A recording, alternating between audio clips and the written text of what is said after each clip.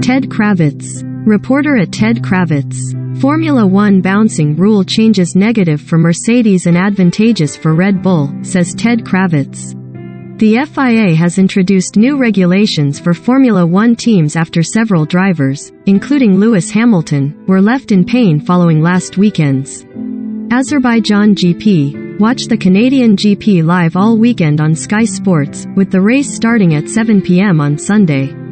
Following the FIA's introduction of new rules in an attempt to combat the bouncing of Formula One cars, Sky Sports F1's Ted Kravitz explains how the changes could impact the rest of the 2022 season. The severe bouncing of cars has been an unexpected issue following the introduction of F1's all-new design regulations for the current campaign, with Mercedes one of the worst impacted teams. Sponsored link. China launches Fujian, its most advanced aircraft carrier.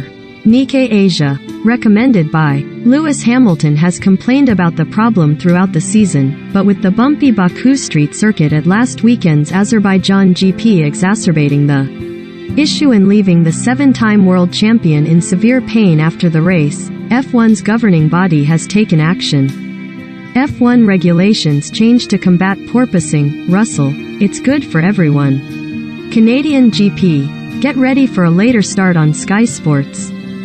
The technical directive issued by the FIA ahead of this weekend's Canadian GP will force teams struggling with bouncing to alter the setup of their car to protect their drivers, with a limit on the level of vertical oscillations being introduced.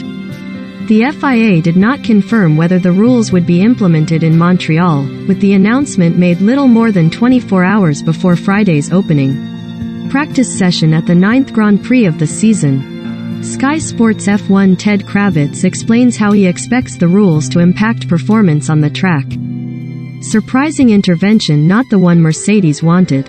It's quite a surprise because Mercedes have been spending the last couple of weeks in races saying that something should be done to address the bouncing issues, the porpoising of the cars, which is an aerodynamic phenomenon. Actually, at the last race, it wasn't the aerodynamic phenomenon. It was the fact that Mercedes were running their cars very low to the ground and the cars were hitting the track when they hit some bumps.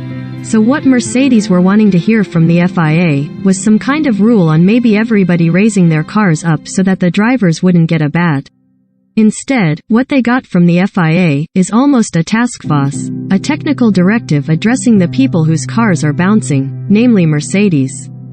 So this is working against Mercedes, and this could have a very negative effect on Lewis Hamilton's season. Based on what they're saying, the FIA are going to look at ways of stopping the porpoising. On the Mercedes, all that means is raising the car up so that the car doesn't hit the ground anymore and cause a pain in the back anymore to Lewis Hamilton and George Russell. Of course, the consequence of that is the Mercedes cars will go slower because that is not the way they like to be run for maximum speed.